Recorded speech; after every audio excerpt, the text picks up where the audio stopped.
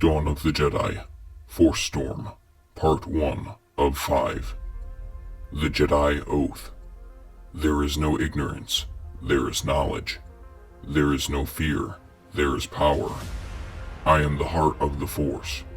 I am the revealing fire of light. I am the mystery of darkness, in balance with chaos and harmony, immortal in the Force.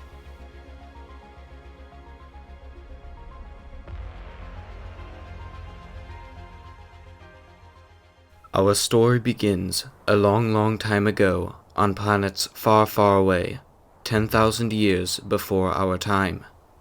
For a millennia, high in the snowy Andobi mountains of Ando Prime, the Dai Bendu attended a massive edifice they called the Thoyor. The monks knew the Thoyor was not of their world. Within its sealed structure, they sensed great mysteries, waiting to be revealed. And so the Dai Bendu waited. They contemplated, and meditated, and listened, with their hearts and minds, as well as their senses. One day, the Thoyor spoke to them. "Grappa, do you hear?" "The Thoyor calls us." They heard the call, in their hearts, in their minds. Not with words, yet as a voice. Heard in stillness when all was in balance. An invitation. There were no questions among the Dai Bendu. This was their moment. This was the moment which all their training had prepared them. This was the fulfillment of prophecy. The Dai Bendu entered the Thoyor, following that prophecy, and found revelation. 7 other Thoyor repeated the pattern throughout the galaxy. On Kashyyyk, Wookiee warriors, defending the mystic pyramid, heard the call, and found peace. On Dathomir, shamans and seers encountered the Thoyor in dreams and visions. The Thoyor sang to them. They followed the song, and found harmony. On Ryloth, Twi'lek philosophers debating the source of the mystical energy they felt surrounding them, heard the call of the Thoyor, and left the safety of their caves to venture into the desert. By instinct, they knew the answers they sought lay beyond their world. They entered the Thoyor and found enlightenment.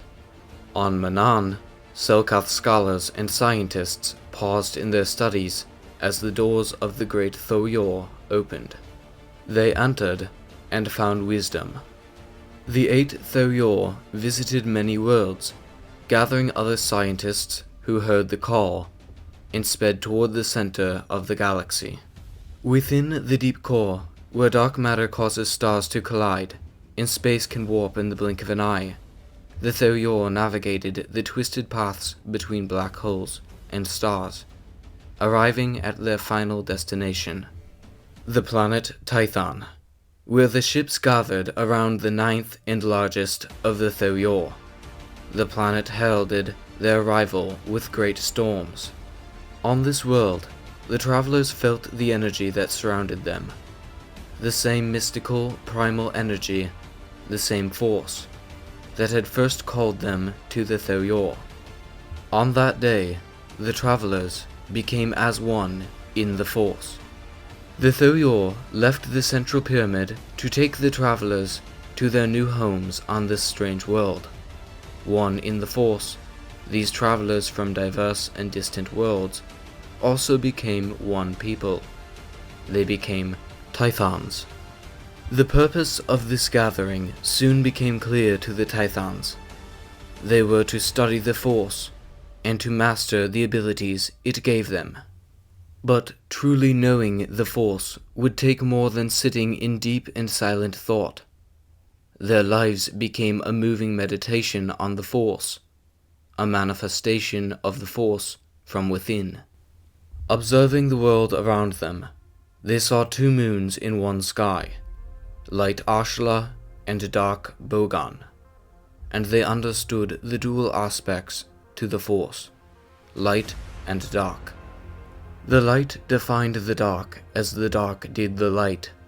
When balance was not maintained, Tython reacted to the imbalance with severe storms and quakes. And so the travelers defined themselves, ever seeking a balance. They became the Jedi, a Dai Bendu term meaning mystic center. Only through the harmony of balance could the Jedi maintain a peaceful world. As the millennium unfolded, the Jedi built a great civilization, establishing temples, cities, seats of learning and healing, each centered around a Thoyor. But not all those born to Jedi could become Jedi. Those born without the ability to touch the Force were at the mercy of the planet. Even the Jedi could not always protect them. It became clear after the lost city of Aurum was destroyed that Tython was too dangerous for those who could not use the Force. So, in the second millennium, a second migration took place. The Tythans, who were not Jedi, left Tython, going first to the moons Ashla and Bogan, and from there outward to populate the other worlds in the system. It was a time of great sorrow and terrible necessity. Families were sundered, and in many cases, the wounds never healed. Those born with an affinity to the Force were always brought back to Tython.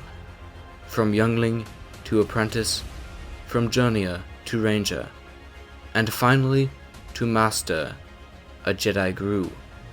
Passing from one temple to another, seeking knowledge, seeking balance in the Force, their creed a message of peace. There is no ignorance, there is knowledge, there is no fear, there is power. I am the heart of the Force, I am the revealing fire of light. I am the mystery of darkness, in balance with chaos and harmony, immortal in the Force. From Tython, the children of the Jedi spread out across the Tython system.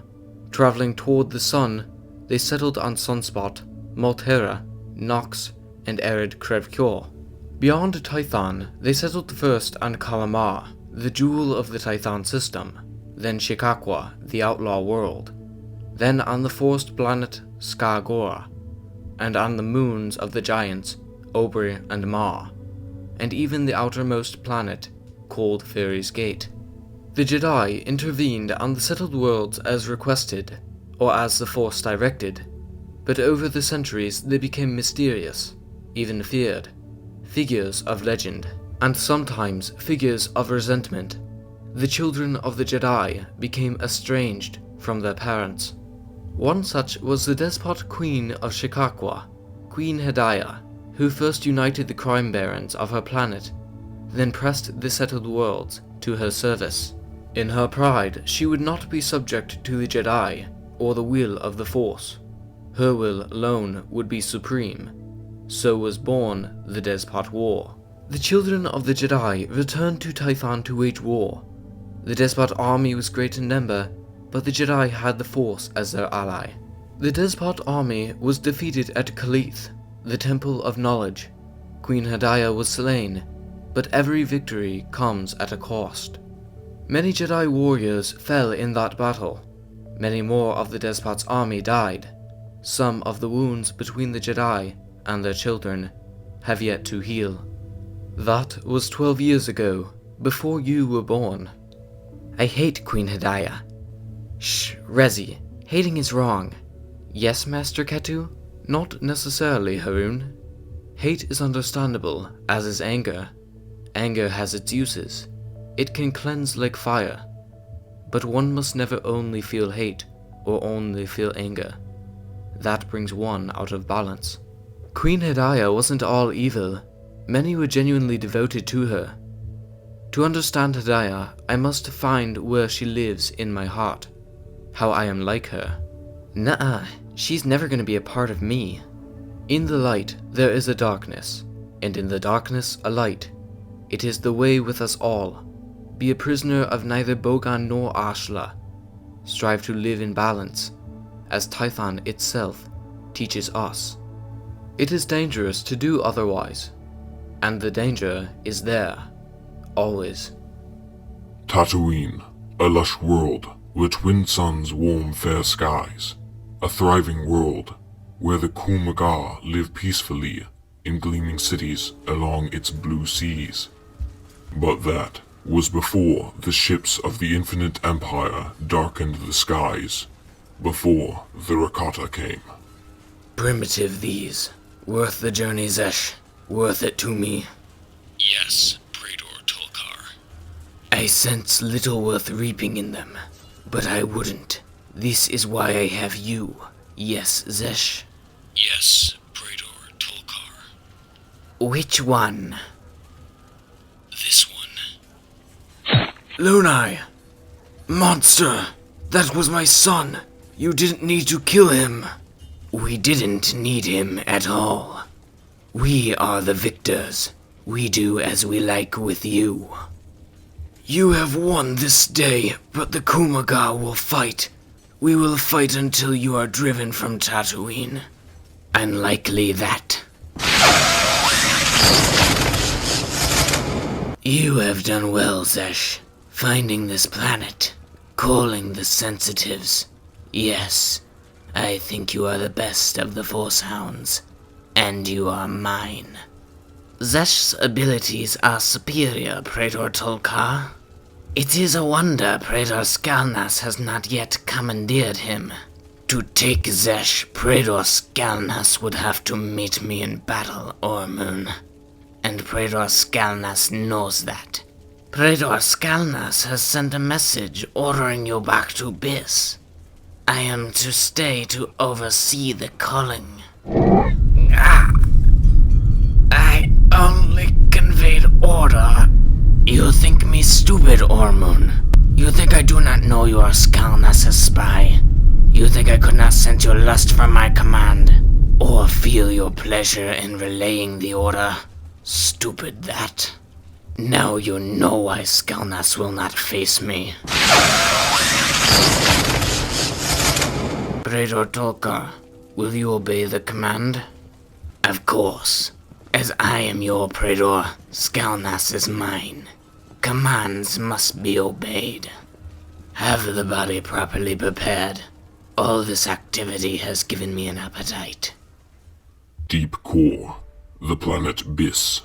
On this dark world, the Infinite Empire has established a center of power. From the Temple Fortress, the Rakata explore the mysteries of the forbidding Deep Core and plumb its riches. The Command Center, the beating heart of the Rakatan stronghold. Skalnas. Praetor Skalnas, Tolkar. Praetor, why did you summon me? I took Tatooine. It was my conquest. Now another is sent to reap the slaves. Praetor Tolkar, I do not require you at all. It's your hound, Zesh, that I require. And he only attends at your heel. My hound, Drill, claims she has sensed a force-rich world within the Deep Core, but she cannot precisely locate it.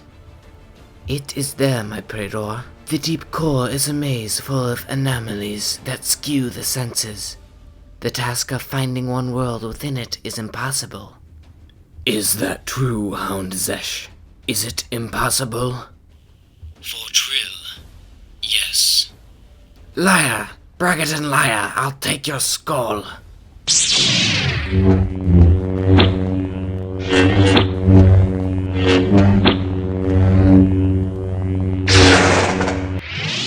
Enough! Ending the fight so soon, Praetor. Premature this. I am thinking we're about to learn who the dominant Force Hound would be. Neither hound issued a formal challenge. If there is going to be a death match between them, protocol will be followed, and all of the Infinite Empire will watch. I look forward to it. You, Hound, you did not answer my question. Can this world be found? Be certain you remember the protocols, Praetor Skalnas. If Zesh sensed the world, I claim right of conquest. Protocol will be observed, Tolkar. The right will be yours. Well, Hound, can you find this world?